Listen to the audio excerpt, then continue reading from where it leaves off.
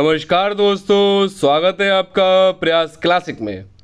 उम्मीद है आप स्वस्थ होंगे, मस्त होंगे। आज मैं आपके समक्ष लेके आया हूँ यूपी डीएलएड का तृतीय सेमेस्टर का पंचम प्रश्न पत्र, यानी कि आपका सामाजिक अध्ययन। यानी कि आज का जो पेपर है वो सामाजिक अध्ययन अर्थात एसएसटी का पेपर है, जिसमें आपके लगभग 100 प्लस एमसीक्यू आपको देखने को मिलेंगे। 100 प्लस एमसीक्यू, ठीक है। और आपको जैसे कि पता होगा कि आपका जो सामाजिक अध्ययन का पेपर है वो आपका 50 अंक का होता है, जिसमें से 25 नंबर लाना अनिवार्य होता है।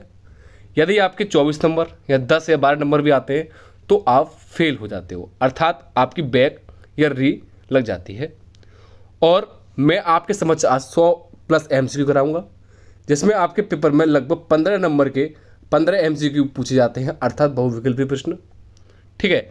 और साथ ही आपके इस एमसीक्यू के साथ ही साथ मैं बता दूं कि यहाँ से आपके अतुलनीय प्रश्न भी कंप्लीट हो जाएंगे। और यह सारे आपके एमसीक्यू आपके प्रीवियस पेपर पर आधारित है।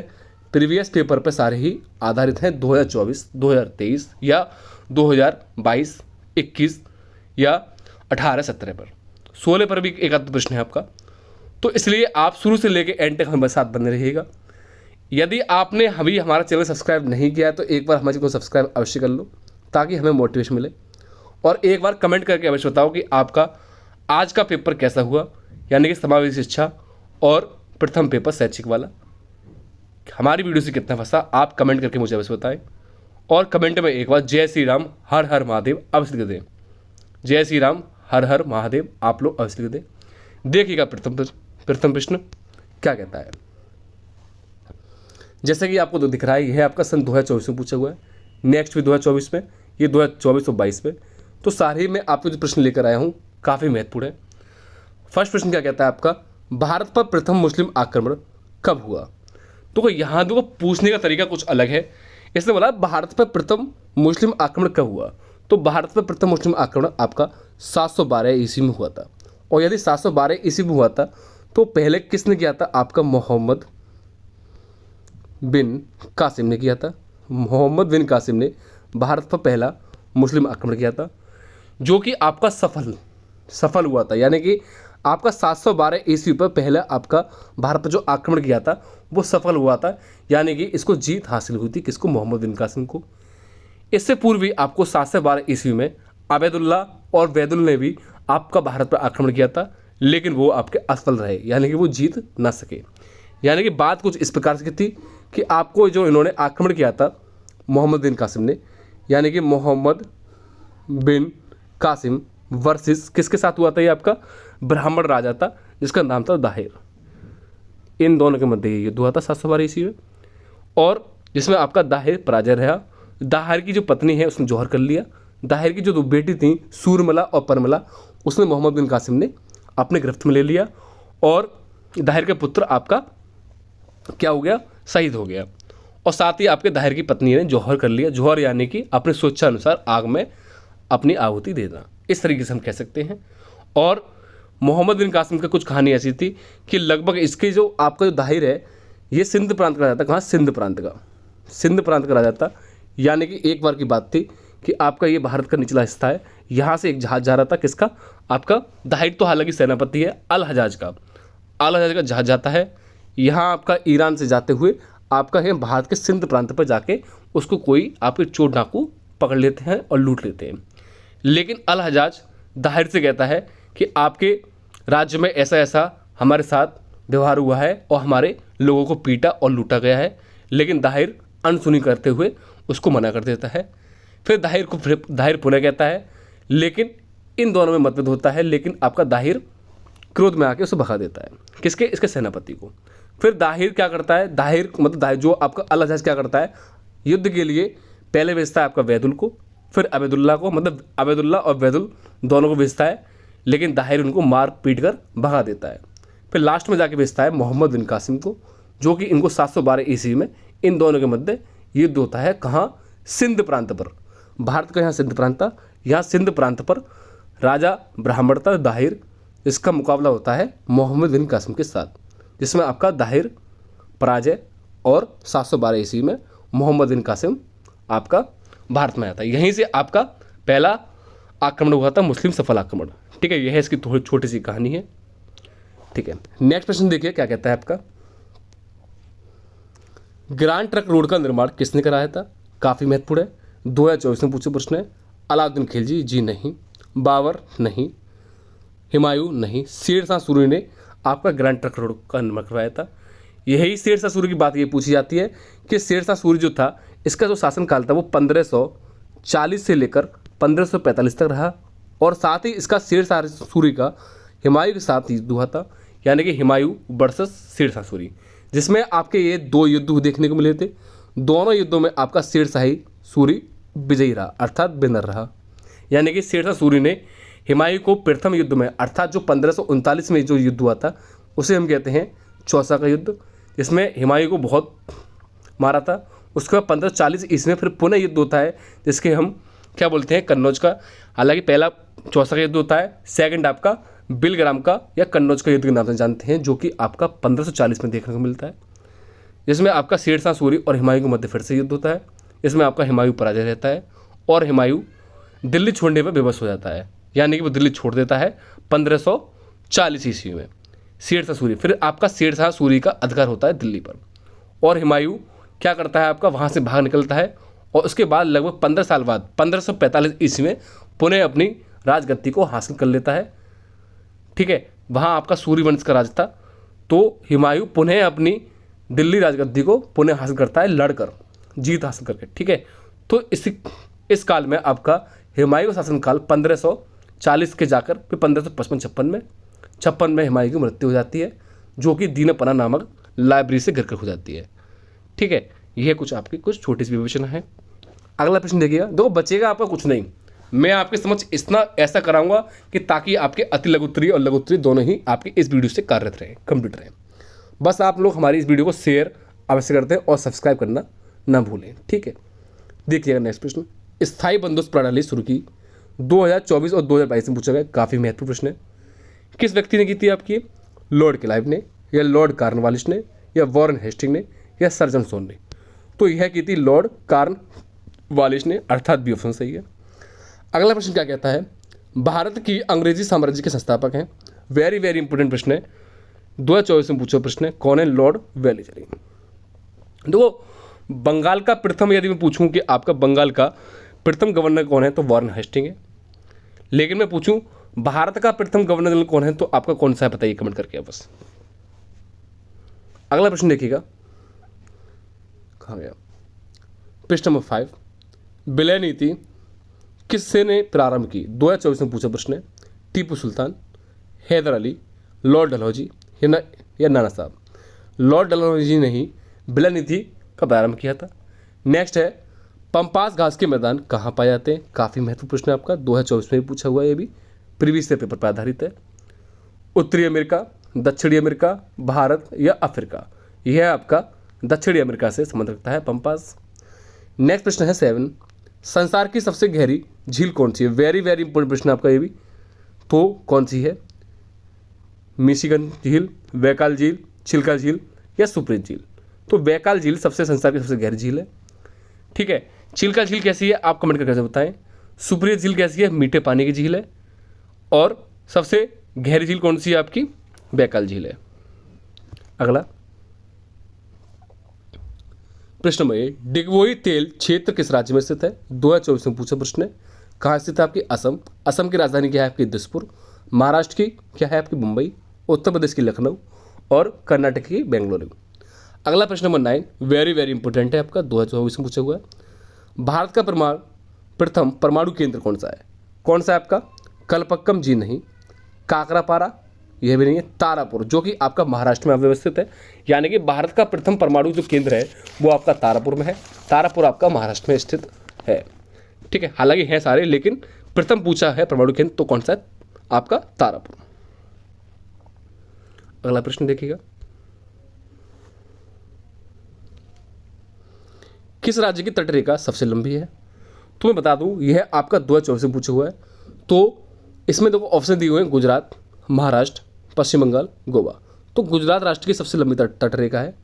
यानी कि जैसे कि आपको ज्ञात होगा भारत का नीचे का हिस्सा इस तरह बना दो, तो यहाँ आपके 5 राज्य आते हैं, गुजरात, महाराष्ट्र, गोवा, कर्नाटक, केरल। इस साइड तमिलनाडु, या मैं कह सकता हूँ आपका आंध्र प्रदेश, पश्चिम बंगाल, उड़ीसा।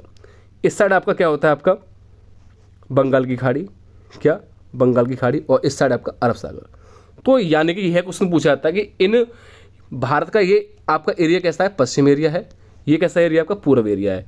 पूर्व के साइड बंगाल की खाड़ी है और पश्चिम साइड आपका अरब सागर है।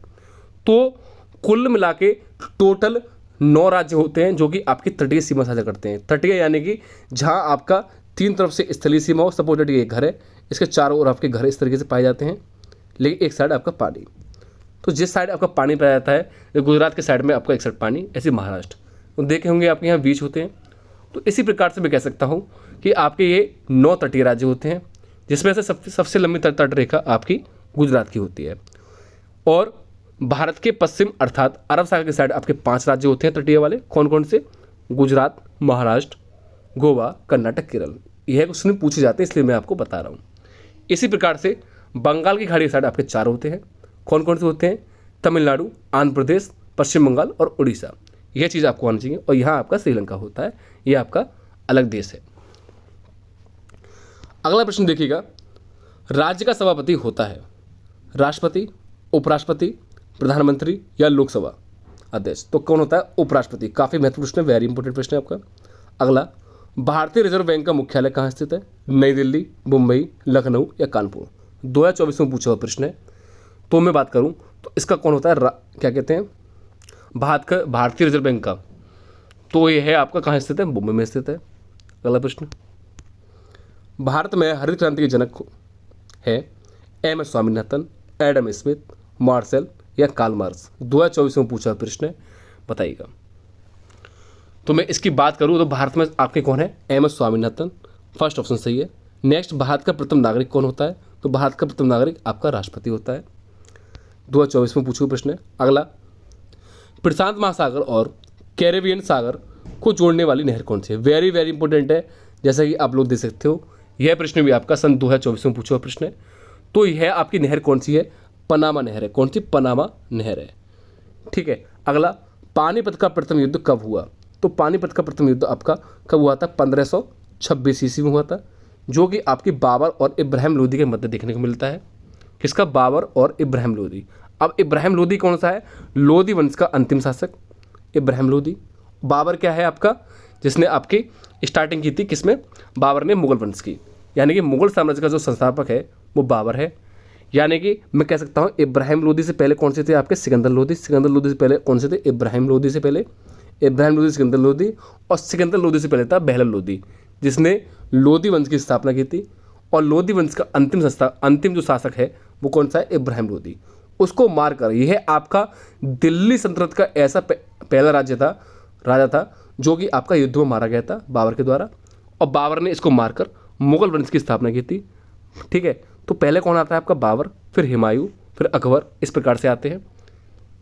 ठीक है। अगला प्रश्न देखिएगा, अकबर के दरबार के प्रमुख संगीतकार थे। 2023 में पूछा प्रश्न है। अबुल फजल, बीरबल, टोडरमल या तानसेन। तो कौन से थे आपके? तानसेन थे। काफ़ी लोग बीरबल लगाते हैं, यह नहीं है। ठीक है। आप लोग कमेंट करके मुझे बताएं कि बीरबल का नाम क्या था। यानी बीरबल तो हम पुकारते हैं, लेकिन जो मेन नाम है वो क्या है इनका? यानी कि ये अकबर से किस प्रकार से इनकी भेंट होती है। हालांकि ये पान लगाया करते थे, पान इकट्ठा, तो उस प्रकार से इनकी भेंट हुई थी। तो मैं यह कहना चाहता हूँ कि बीरबल का आखिर नाम क्या था, वास्तविक नाम। ठीक है। अगला, जैसे कि जहांगीर का बचपन का नाम क्या है? सलीम। काफ़ी लोग लगा देंगे सलीम, हाँ वो ठीक है। अगला प्रश्न, ये 2023 में पूछा प्रश्न है। प्रश्न नंबर 19, बुलंद दरवाजा का निर्माण किसने करवाया था? बाबर, हुमायूं, अकबर, औरंगजेब। 2019 और 2023 में पूछा प्रश्न है। काफ़ी महत्वपूर्ण है, वेरी इंपॉर्टेंट प्रश्न है आपको। ठीक है। तो किसने करवाया था आपका? अकबर ने करवाया था बुलंद दरवाजा का। अगला, शिवाजी की राजधानी कहाँ थी? वेरी वेरी इंपॉर्टेंट प्रश्न है आपका। यह प्रश्न भी आपका सन 2023 में पूछा हुआ है। तो शिवाजी की राजधानी कहाँ थी? रायगढ़।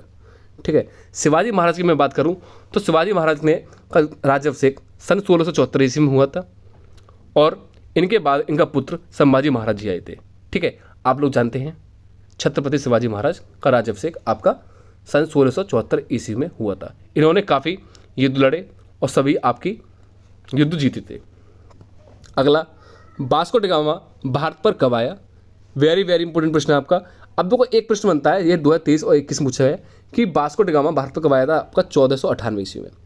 अब प्रश्न यह बन गया कि वास्को ड गामा यदि भारत पर 1498 ईस्वी में आया था तो यह प्रश्न बनता है कि भारत पर सबसे पहले आने वाला जो व्यक्ति, यानी सिंपल कहूँ जो पुर्तगाली है, तो वास्को ड गामा क्या था आपका, पुर्तगाली। क्या है, पुर्तगाली। तो भारत पर सबसे पहले यदि पुर्तगाली आए थे तो भारत पर सबसे ज़्यादा, सबसे बाद में, यानी सबसे बाद में कौन लोग गए थे, पुर्तगाली ही गए थे। यानी कि सन 1961 ईस्वी में भारत का जो राज्य है गोवा, उसको आज़ाद किया गया था अन्य राज्यों के द्वारा गोवा को। यानी कि पहले कौन से आए थे आपके, पुर्तगाली, फिर अंग्रेज, इस प्रकार से क्या बोलते हैं, पुर्तगाली, अंग्रेज, डच, डेनिश, फ्रांसीसी, इस प्रकार से भारत पे आपके लोग आते गए थे। इसी के साथ आपका सबसे पहले पुर्तगाली आया था भारत पर और सबसे बाद में ही आपके पुर्तगाली ही भारत से वापस होकर गए विदा लेकर। अगला प्रश्न नंबर 22, वेरी वेरी इंपॉर्टेंट है। इलाहाबाद की संधि कब हुई थी, वेरी वेरी इंपॉर्टेंट लिख लेना आप लोगों, ठीक है। आप लोग दे सकते हो ये 2023, 2022, 2019 में पूछा प्रश्न है। 1760, 1762, 1764, 1763 और 1765। तो मैं बता दूं यह संधि आपकी 1765 को देखनी पड़ती है, इलाहाबाद की संधि। यानी कि इससे पूर्व जो युद्ध हुआ था वो बक्सर का युद्ध हुआ था 1764 ईस्वी में। और यह युद्ध किस कारणवश हुआ था, इससे पहले भी एक युद्ध कहा जाता है प्लासी का युद्ध, जो कि 1757 ईस्वी में हुआ था, 1757, जो कि आपका लॉर्ड क्लाइव और सिराजुद्दौला के मध्य हुआ था, जिसमें आपके सिराजुद्दौला के सेनापति ने उसको धोखा देते हुए विश्वासघात किया था। वह युद्ध में पराजय हुआ, वो वहाँ से भाग निकला, ये कहानी है कुछ इसकी। तो उसके बाद युद्ध होता है 1764 में। उन दोनों के बाद आपकी इन दोनों के मध्य में संधि होती है, जिसको हम नाम कहते हैं इलाहाबाद की संधि, जो इसकी सन है आपकी 1765। अगला प्रश्न नंबर 23, सहायक संधि प्रणाली का प्रयोग किया Lord Cornwallis, Lord वेलिजली, Tipu Sultan या हैदर अली। इसका लॉर्ड वेलिजली एकदम सही है, 2023 में पूछा हुआ प्रश्न है आपका ये। अगला प्रेयरी घास का मैदान है, इंपोर्टेंट प्रश्न है आपका, उत्तरी अमेरिका, दक्षिणी अमेरिका, अफ्रीका या न्यूजीलैंड। तो मैं बात करूं प्रेयरी घास का मैदान कहाँ है आपका, उत्तरी अमेरिका, अर्थात फर्स्ट ऑप्शन ही सही है। यह प्रश्न भी आपका 2023 में पूछा हुआ प्रश्न है। अगला कंगारू किस महाद्वीप पर पाए जाते हैं, ठीक है। 7 महाद्वीप होते हैं, सबसे बड़ा महाद्वीप आपका एशिया होता है। तो इसमें पूछ लिया कि कंगारू किस महाद्वीप में पाए जाते हैं, तो कंगारू आपके ऑस्ट्रेलिया महाद्वीप में पाए जाते हैं। कहाँ, ऑस्ट्रेलिया। वेरी इंपॉर्टेंट प्रश्न है आपका, जैसे कि आप देखते हो ये 2023 और 17 दोनों पूछा गया है। अगला रानीगंज कोयला खान स्थित है बिहार, झारखंड, पश्चिम बंगाल या उड़ीसा, बताइएगा। तो कहाँ स्थित है आपका, पश्चिम बंगाल में स्थित है। रानीगंज कोयला खान स्थित आपकी कहाँ है, पश्चिम बंगाल में अव्यवस्थित है। यह प्रश्न भी आपका 2023 में पूछा हुआ है। अगला वेरी वेरी इंपॉर्टेंट प्रश्न है आपका 27, नौरा परमाणु ऊर्जा केंद्र किस राज्य में स्थित है। यह तो आपको पता ही होना चाहिए कहाँ स्थित है आपका, ठीक है। कितने बच्चे आपके उत्तर प्रदेश से संबंध रखते हैं, कमेंट करके बताएं। जो बच्चे उत्तर प्रदेश से संबंध रखते हैं वो कमेंट करके अवश्य बताएं। तो क्योंकि आपका नौरा परमाणु ऊर्जा केंद्र आपका उत्तर में अवस्थित है। उत्तर प्रदेश वाले बच्चे एक बार कमेंट में उत्तर प्रदेश अवश्य लिख दें, ठीक है। तो ये 2023 में संबंध रखता है। अगला पीड्स इंडिया एक्ट पारित हुआ था 1773, 1784, 1763 और 1813। तो यह है आपका 1784 हो। हालांकि उत्तर प्रदेश से, हाँ बिल्कुल बात सही है, उत्तर प्रदेश से संबंध रखते हैं। कितने बच्चे नौरा से संबंध रखते हैं, इस प्रश्न में मैं ये पूछना चाह रहा हूँ कि कितने बच्चे उत्तर प्रदेश से तो संबंध रखते ही रखते हैं, कितने बच्चे नरौरा से संबंध रखते हैं। नरौरा आखिर कहाँ है ये बताएं मुझे। ये तो पता ही है आपको, उत्तर प्रदेश में है, लेकिन कितने बच्चे नरौरा से संबंध रखते हैं वो कमेंट में जी हाँ या नरौरा अवश्य लिखें, ताकि हमें तो पता लगे कि काफ़ी बच्चे आपको इस चीज़ से परिचित हैं। अगला 29, भारत में डाक प्रणाली प्रारंभ हुई थी 1766, 1866, 1869 या 1957 में। तो मैं बात करूं ये आपकी डाक प्रणाली आपकी 1766 ईस्वी में प्रारंभ हुई थी। ये प्रश्न हो गया था आपका, ये तो हो गया था। अगला इबादत खाना का निर्माण करवाया था अकबर ने, औरंगजेब ने, अलाउद्दीन ने या फिरोज शाह तुगलक ने। अकबर ने इबादत खाने का निर्माण करवाया था। अकबर का जन्म कब हुआ था ये पूछा जाता है, 15 अक्टूबर, अभी निकल के गया इसका, 15 अक्टूबर 1542 में। अकबर का जन्म 15 अक्टूबर 1542 ईस्वी में हुआ था, ठीक है। कहाँ हुआ था, राजा बीरसाल के महल में। इनकी माता का नाम क्या था, अकबर की माता का नाम आपका हमीदा बानो बेगम, अकबर के पिता का नाम हुमायूं, ठीक है। अकबर के काफ़ी युद्ध पूछे जाते हैं, अकबर ने काफ़ी युद्ध लड़े थे, इबादत खाने का निर्माण करवाया था, काफ़ी चीज़ की थी इन्होंने, ठीक है। तो इसलिए आप लोग इसे जाने, जितना पूछा गया है वो मैंने आपको बता दिया है। अगला 31, बाबर के आक्रमण के समय दिल्ली का शासक कौन था? यानी जब बाबर ने, अभी बताया था जस्ट मैंने आपको वीडियो में, जब बाबर भारत आया था तो उस पर दिल्ली का शासक कौन था? यानी कि बाबर ने मुगल साम्राज्य की स्थापना की थी, और बाबर के मैं बता दूं कि इससे पहले दिल्ली सल्तनत थी। तो कौन सा वंश था? लोधी वंश, और लोधी वंश का अंतिम संस्थापक था इब्राहिम लोधी। यानी कि 1526 ईस्वी में पानीपत का प्रथम युद्ध होता है, जिसमें आपका बाबर इब्राहिम लोधी को पराजित अर्थात मृत्यु हो जाती है उसकी, इब्राहिम लोधी की मृत्यु पश्चात बाबर मुगल वंश की स्थापना करता है। अगला, हुमायूंनामा के रचयिता कौन थे? हुमायूं, बाबर, गुलबदन बेगम या फौजी? यह प्रश्न भी आपका 2022 में पूछा हुआ है। तो कौन थी आपकी हुमायूंनामा की रचयिता? कौन है आपकी? गुलबदन बेगम, जो कि आपकी हुमायूं की क्या है? बहन है, ठीक है। हुमायूं की मृत्यु के पश्चात अकबर जो होता है वो अपनी बुआ से निवेदन करता है कि बुआ आप मेरे पिता के बारे में कुछ वर्णन करिएगा जो जन्म से लेकर मृत्यु तक है, क्योंकि ये साथ रही थी। लगभग 1600 के बाद इन्होंने, गुलबदन बेगम ने हुमायूंनामा लिखा था, ठीक है, अकबर के कहने पर। अगला प्रश्न देखिए क्या कहता है आपका, कालिंजर का युद्ध या कालिंजर का दुर्ग स्थित है, कहाँ स्थित है आपका? बुंदेलखंड में। 2022 में पूछा हुआ है। अगला प्रश्न देखिए, तो काफ़ी टेढ़ा हो गया, सॉरी, हो जाता लेकिन दिख रहा है साफ साफ क्लियरिटी। देखिए 34, पानीपत का द्वितीय युद्ध हुआ था 2022 में, पूछो प्रश्न है आपका। तो कब हुआ था ये? 1556 ईस्वी में। कमेंट करके बताओ ये किस किस के मध्य हुआ था। यानी कि 1556 ईस्वी में तो अकबर का शासन था, लेकिन मैं ये पूछना चाह रहा हूँ कि किस किस के मध्य हुआ था। अगला 35, ख्वाजा मुइनुद्दीन चिश्ती दरगाह स्थित है अजमेर में, मालवा में, फतेहपुर सीकरी में, ग्वालियर में। ये तो काफ़ी हद तक काफ़ी बच्चों को पता होगा, तो इसका अजमेर लगा देना। अगला प्रश्न देखिएगा, किस देश के व्यापारी सबसे पहले व्यापार करने आए थे? अभी बताया मैंने, कब आए थे? पुर्तगाली। यानी कि भारत में सबसे पहले आपके पुर्तगाली ही आए थे और पुर्तगाली ही गए थे, ठीक है। अगला प्रश्न वेरी वेरी इंपॉर्टेंट प्रश्न आपका 37 लिख लेना, 2022 से पूछा गया है। सती प्रथा का अंत हुआ कब हुआ? 1829 ईस्वी में। अब ये सती प्रथा क्या है? पहले के टाइम पे क्या होता था, यदि किसी पति की हत्या या पति की मृत्यु या पति शहीद हो जाए या कुछ भी हो जाए, या सिंपल कहूँ कि पति की मृत्यु के पश्चात उसकी पत्नी को जबरन उसको चिता पर जो भी अग्नि हुआ करती थी उसमें जलाया जाता था जिंदा। तो इसीलिए इस सती प्रथा का अंत राजा राम मोहन राय के द्वारा 1829 ईस्वी में किया गया था, ठीक है। इससे पूर्व भी काफ़ी विद्वानों ने इसका विरोध किया था, लेकिन पूर्ण सफल ना हो सके। लेकिन अंतिम रूप से जो सफलता प्राप्त हुई है वो राजा राम मोहन राय द्वारा हुई थी। एक क्वेश्चन यह पूछा जाता है कि राजा राम मोहन राय जी ने किस समाज की स्थापना की थी? ब्रह्म समाज की स्थापना की थी। किसकी? ब्रह्म समाज की स्थापना की थी। और यह प्रश्न भी पूछा जाता है, यदि राजा राम मोहन राय ने आपकी ब्रह्म समाज की स्थापना 1828 ईस्वी में की थी और 1829 ईस्वी में भारत का जो गवर्नर जनरल है वो कौन था आपका? यह कमेंट करके बताएं, कौन था? Lord William Bentinck. Lord William Bentinck 1829 ईस्वी में भारत का गवर्नर जनरल था। तो सिंपल कह सकते हैं लॉर्ड गवर्नर जनरल के टाइम पर सती प्रथा का अंत हुआ, और किसने किया था? आपका राजा राम मोहन राय के द्वारा, ठीक है। और इन्होंने ब्रह्म समाज की स्थापना की थी। एक प्रश्न यह पूछा जाता है कि सती प्रथा का प्रथम अभिलेख कब प्राप्त हुआ? कब प्राप्त होता है इसका? एरड अभिलेख में। यानी कि आप गुप्त वंश में जब जाओगे तो सती प्रथा का प्रथम अभिलेख प्राप्त होता है एरड अभिलेख के द्वारा। नेक्स्ट, भारत में डाक विभाग की स्थापना की गई थी। तो पुनः पूछ लिया है, लेकिन यह डाक विभाग की पूछी है तो कब की गई थी? 1854 ईस्वी में।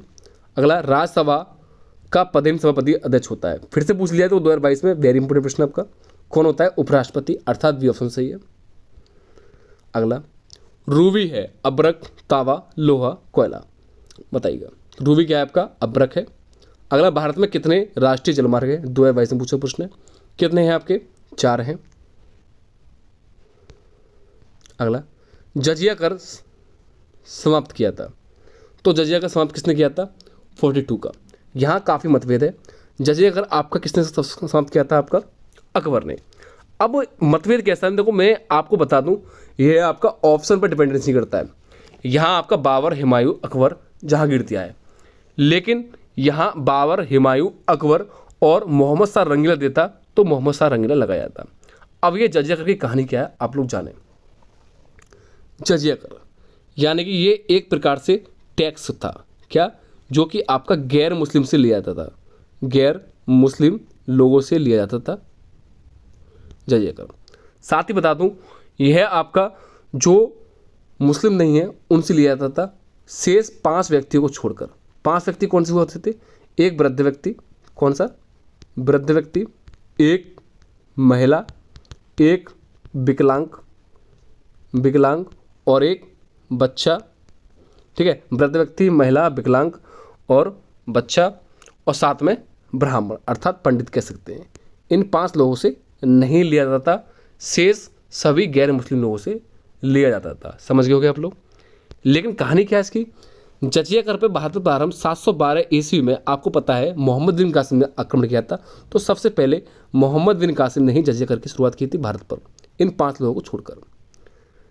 5 लोगों को छोड़कर 712 ईस्वी में सर्वप्रथम भारत पर जजिया कर लगाने वाला व्यक्ति मोहम्मद बिन कासिम था।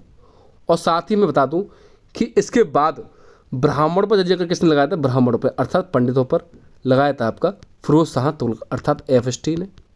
ठीक है, उसके बाद अकबर महोदय आते हैं, अकबर इसे समाप्त कर देते हैं। ठीक है, उसके बाद अकबर समाप्त तो कर देते हैं, फिर आते हैं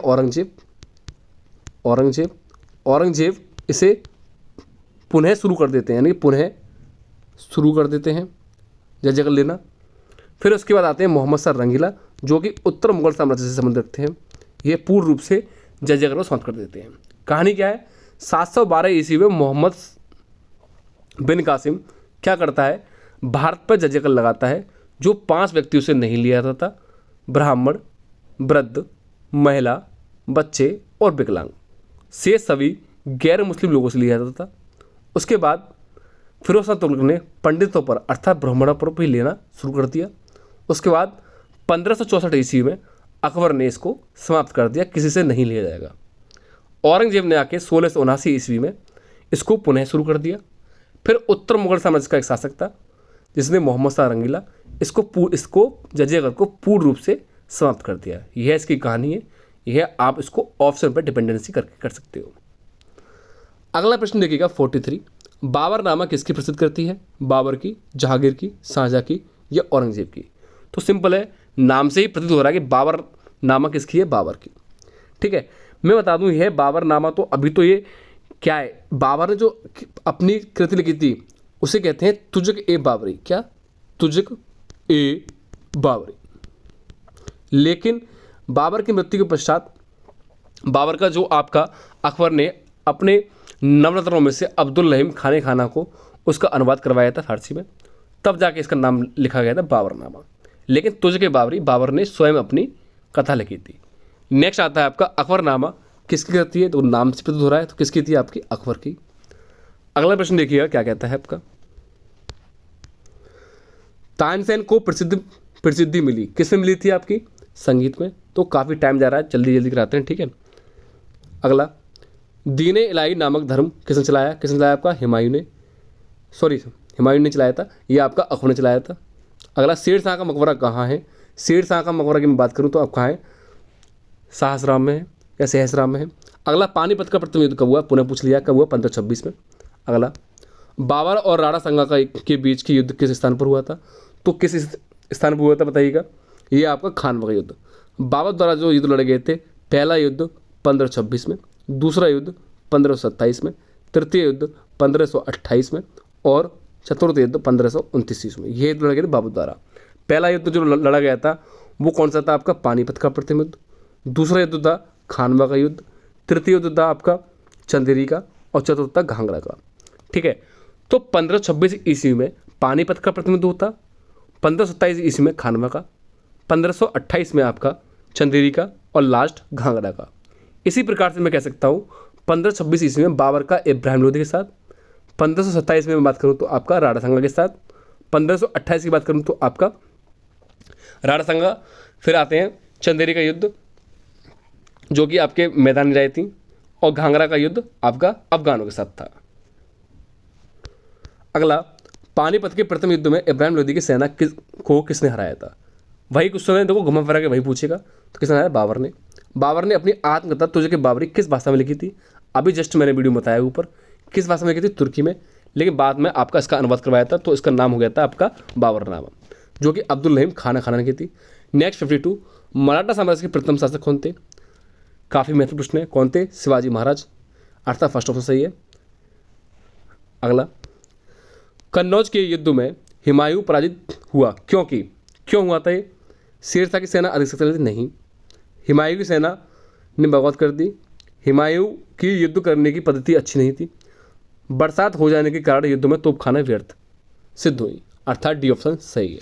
यह माना गया है आपका इतिहासकारों के द्वारा।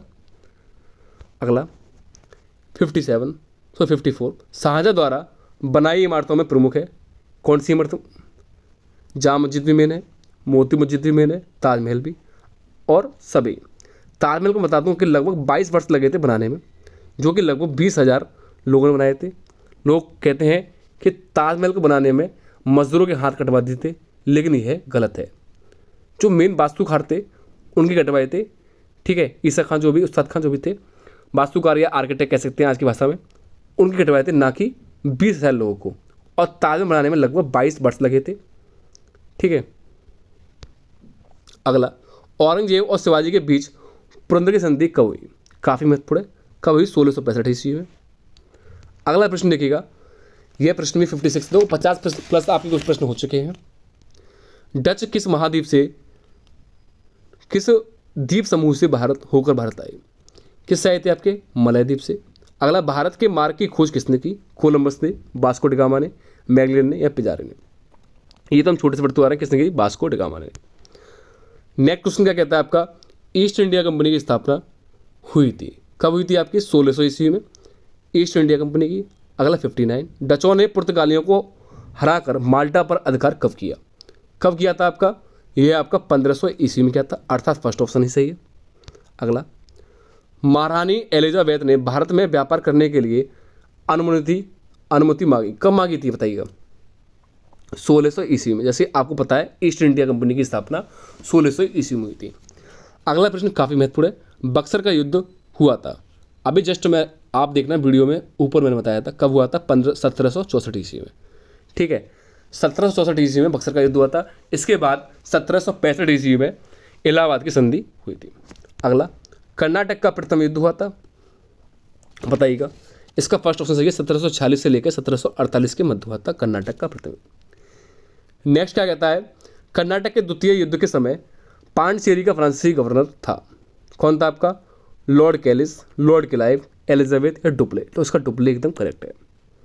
अगला, डुप्ले को फ्रांस वापस कब बुलाया गया? तो डुप्ले को फ्रांस कब वापस बुलाया गया था? 1754 ईस्वी में। अगला, प्लासी का युद्ध किस किस के बीच हुआ था? अभी बताया था जस्ट ऊपर मैंने, तो सिराजुद्दौला और क्लाइव के मध्य हुआ था। अगला, सिराजुद्दौला और क्लाइव के बीच प्लासी का युद्ध कब हुआ? 1757 ईस्वी में हुआ था। 67, लॉर्ड वेलीज अली भारत का गवर्नर जनरल कब बना? वेरी वेरी इंपॉर्टेंट प्रश्न है आपका, कब बना था?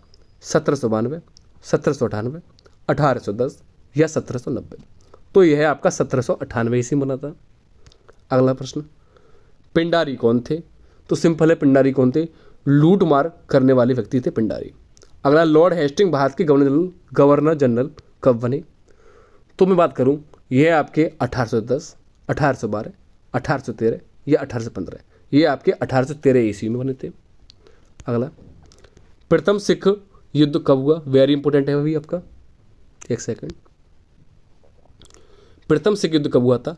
1845, 1848, 1849 या 1850? तो यह है आपका प्रथम सिख युद्ध की मैं बात करूं तो 1845 ईस्वी में हुआ था। अगला, निम्न में से कौन सा खनिज तेल क्षेत्र नहीं है? रानीगंज, अलियावेट, मुंबई हाईवे या वशीन? तो इसका रानीगंज एकदम महत्वपूर्ण है। अगला, कोलार किस प्रदेश में है? आंध्र में, कर्नाटक में, आंध्र में या गुजरात में? तो किस राज्य में है? कर्नाटक में है, अर्थात ए ऑप्शन सही है। अगला 73, कर्नाटक का शिव समुद्रम पनबिजली घर कब प्रारंभ हुआ? यह आपका 1902 में। नेक्स्ट, रेलवे तथा बैंक किस सूची में आते हैं? वेरी वेरी इंपॉर्टेंट है, ये प्रश्न काफ़ी बार देखा गया है। तो रेलवे तथा बैंक किस सूची में आते हैं? केंद्र सूची में आते हैं, केंद्र सूची में। कमेंट करके बताओ कि शादी का कार्ड जो होता है या शादी होती है वो किस चीज़ में आती है, केंद्र में, राज्य में या समवर्ती में। नेक्स्ट प्रश्न 75 वेरी वेरी इंपोर्टेंट है। वर्तमान लोकसभा में निर्वाचित सदस्यों की संख्या कितनी है? निर्वाचित सदस्यों की संख्या कितनी है? 543, लेकिन कहेंगे 545 जाएगी, लेकिन 543 कही जाएगी, लेकिन अधिकतम सीटों की संख्या कितनी है आपकी? 552। नेक्स्ट, राज्यसभा के सदस्यों का कार्यकाल होता है, काफ़ी बच्चे इसे 5 वर्ष लगाते हैं, लेकिन गलत है। कितना होता है? 6 वर्ष, अर्थात 76 का बी ऑप्शन एकदम सही है। अगला, उच्चतम न्यायालय के न्यायाधीशों का कार्यकाल कितनी आयु का होता है? वेरी वेरी इंपोर्टेंट है। कितना होता है आपका? 65 वर्ष, लेकिन उच्च न्यायालय का 62 वर्ष, अर्थात 77 का फर्स्ट ऑप्शन सही है। नेक्स्ट, सर्वोच्च न्यायालय के न्यायाधीशों की नियुक्ति करता है, कौन करता है बताइएगा? तो इसी करता है राष्ट्रपति महोदय करते हैं, अर्थात फर्स्ट ऑप्शन सही है। अगला, जनहित याचिका को अदालत में दायर कर सकता है, कौन कर सकता है? पीड़ित पक्ष, कोई भी नागरिक, या स्वयं न्यायालय, या उक्त सभी। तो सभी लोग कर सकते हैं, अर्थात 79 का डी ऑप्शन एकदम सही है। अगला 80 प्रश्न क्या कहता है आपका? कौन सा कर किसी अन्य पर हस्तांतरण नहीं किया जा सकता बताइएगा? तो आयकर नहीं किया जा सकता। आज थोड़ा वीडियो थोड़ी काफ़ी लंबी हो गई है, लेकिन यदि किसी बच्चे ने ये वीडियो पढ़ ली अच्छी तरह तो उसके 25 प्लस मार्क्स 100% हो जाएंगे। यानी कि 15 ऑब्जेक्टिव के, 11 अति लघु उत्तर के और बाकी के लघु उत्तरी के, क्योंकि मैंने आपको थोड़ा डीपली करा दिया है ताकि आपको समझ आ जाए। तो इसीलिए आपने अभी तक हमारे चैनल को सब्सक्राइब नहीं किया तो एक बार आप सब्सक्राइब अवश्य कर लो, ताकि हमें मोटिवेट मिल सके। आप लोग सब्सक्राइब नहीं करते हो तो थोड़ा सा योगदान कर लें। आपका एक एक सब्सक्राइब हमारे लिए मेन कार्य रहता है। तो आज का टारगेट है कि कम से कम आप हमारे लिए 100 प्लस तो सब्सक्राइब कर ही सकते हो, और साथ ही आप इस वीडियो में लगभग 200 प्लस तो लाइक अवश्य कर सकते हो। इतना तो आप कर ही सकते हो, ठीक है। और शेयर करना ना भूलें आप लोग, ठीक है। अगला प्रश्न क्या कहता है? सर्वोच्च न्यायालय कहाँ स्थित है? नई दिल्ली, कानपुर, इलाहाबाद, मुंबई। बताइएगा कहाँ स्थित है आपका? नई दिल्ली में। नेक्स्ट, पृथ्वी के कितने भाग में जल है? वेरी वेरी इंपोर्टेंट है, काफ़ी बच्चे इसे गलत करते हैं। कितने में? 3/4 में। अगला, भारतीय संविधान की 8वीं अनुसूची में कितनी भाषा का उल्लेख है? तो कितनी भाषा का उल्लेख है आपका? 22 भाषा। नेक्स्ट, महाभियोग द्वारा किसे हटाया जा सकता है? काफ़ी महत्वपूर्ण है। किसे हटाया जा सकता है? राष्ट्रपति। राष्ट्रपति को महाभियोग द्वारा हटाया जा सकता है। अगला, संघ सूची में कितने विषय शामिल हैं? तो कितने विषय शामिल हैं आपके? 97। अगला, शिक्षा को किस सूची में शामिल किया जाता है? तो शिक्षा को आपको समवर्ती सूची में शामिल किया जाता है, अर्थात सी ऑप्शन सही है। अगला 87, निम्नलिखित में से किसके शासनकाल को वास्तुकला की दृष्टि से स्वर्ण काल भी कहा जाता है? तो किसे कहा जाता है बताइएगा? तो शाहजहाँ को कहा जाता है। शाहजहाँ ने काफ़ी चीज़ें, इमारतों का निर्माण करवाया था। अगला, कार्ल मार्क्स कहाँ का निवासी था? वेरी वेरी इंपोर्टेंट है। तो कहाँ का निवासी था ये आपका? जर्मनी का, अर्थात फर्स्ट ऑप्शन ही सही है। अगला, प्रथम विश्व युद्ध की समाप्ति कब हुई? वेरी वेरी इंपोर्टेंट है। तो कब समाप्ति हुई थी? तो इसकी समाप्ति 11 नवंबर 1918 ईस्वी में हुई थी।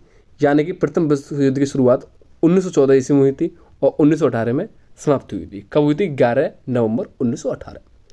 नेक्स्ट प्रश्न कहता है 90, राष्ट्रपति राज्यसभा में कितने सदस्यों को मनोनीत कर सकता है? वेरी इंपोर्टेंट है। कितने कर सकता है? 12, अर्थात सी ऑप्शन एकदम सही है। अगला 91, प्रथम प्रधानमंत्री को शपथ कौन दिलाता है? यह तो आपको पता ही होगा, आपने टीवी पर भी कई बार देखा होगा। तो कौन दिलाता है? राष्ट्रपति महोदय। अगला पेज नंबर 92, लोकसभा की सदस्यता के लिए उम्मीदवार की आयु कितने वर्ष से कम नहीं होनी चाहिए? यानी कि यदि आप लोकसभा सदस्य बनना चाह रहे हो तो लगभग आपकी न्यूनतम आयु 25 वर्ष होनी चाहिए, और राष्ट्रपति और उपराष्ट्रपति बनने के लिए आपकी न्यूनतम आयु कम से कम आपकी 35 वर्ष होनी चाहिए। यह काफ़ी बार पूछा हुआ प्रश्न है, ठीक है। तो लोकसभा की 25 वर्ष, राष्ट्रपति उपराष्ट्रपति की आपकी 35 वर्ष। नेक्स्ट 93, शेख सलीम चिश्ती का मकबरा कहाँ है? काफ़ी महत्वपूर्ण है। कहाँ है? फतेहपुर सीकरी में, अर्थात बी ऑप्शन सही है। अगला, विश्व मौसम संगठन का मुख्यालय कहाँ है? वेरी वेरी इंपॉर्टेंट है अभी। तो कहाँ स्थित है आपका? जिनेवा में। नेक्स्ट, भारत में हरित क्रांति की शुरुआत कब हुई थी? इंपॉर्टेंट प्रश्न है ये भी आपका। कब हुई थी आपकी? 1966 ईस्वी में। अगला प्रश्न, विश्व का सबसे प्राचीन देश कौन सा है? वेरी वेरी इंपॉर्टेंट है, विश्व का सबसे प्राचीन देश कौन सा है? ये तो आप लगा ही दोगे, कौन सा है? भारत। कपास का रेशा पौधे के किस भाग से प्राप्त होता है? वेरी वेरी इंपॉर्टेंट है ये भी। 97 की मैं बात करूं तो किससे प्राप्त होता है आपका? कपास का रेशा पौधे के किस भाग से प्राप्त होता है? तो फल से। अगला, उत्तराखंड, उत्तर प्रदेश, बिहार, पश्चिम बंगाल और सिक्किम की सीमाएं किस देश से छूती हैं? बताइएगा। तो यह है आपकी नेपाल देश से छूती है, यानी कि ऊपर से आप यदि भारत देखोगे इस प्रकार से बना हुआ आ रहा है, ठीक है, नीचे इस प्रकार से जो भी है, तो यहाँ आपका नेपाल है, यहाँ आपका क्या है? उत्तराखंड, उत्तर प्रदेश जो भी है। अगला 99, विदेशी कंपनियों के व्यापारिक केंद्र को कहते हैं, क्या कहते हैं आप बताइएगा? तो इसे हम कहते हैं कोठी, अर्थात बी ऑप्शन सही है। नेक्स्ट 100% है, अर्थात 100। निम्नलिखित में से कौन सा धात्विक खनिज है? अभ्रक, जिप्सम, तांबा या हीरा? तो कौन सा है आपका? तांबा है, अर्थात सी ऑप्शन सही है। अगला, हरित क्रांति का विशेष रूप से संबंधित है, किससे है आपका? कृषि उत्पाद? जी नहीं। पशुपालन? नहीं। कृषि उत्पाद में वृद्धि, कृषि उत्पाद में वृद्धि से संबंध रखता है, विशेष रूप से पूछा है तो आपका यही होगा।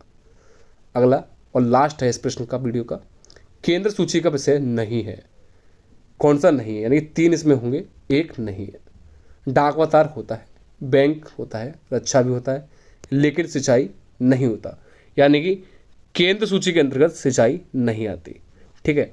यहाँ आपके लगभग आपके 100+ प्रश्न हो चुके हैं जो कि आपके एमसीक्यू है, और साथ ही मैं बता दूं कि आपके 15 एमसीक्यू प्रश्न पूछे जाएंगे और साथ ही आपके 11 अति उत्तरीय है। तो मैं कह सकता हूं कि आपको इस वीडियो से लगभग आपके 25+ मार्क्स तो 100% है, यदि किसी बच्चे ने आपकी वीडियो शुरू से लेकर एंड तक अवश्य देख ली, ठीक है। और साथ ही बता दूं, यदि आपने हमारे चैनल पर सब्सक्राइब नहीं किया है तो आप लोग सब्सक्राइब अवश्य कर लो, बेल आइकन दबाना ना भूलें ताकि आपका नया नोटिफिकेशन प्राप्त हो जाए, और शेयर करना ना भूलें, और कमेंट करके अवश्य बताएं कि आज का पेपर आपका कैसे हुआ।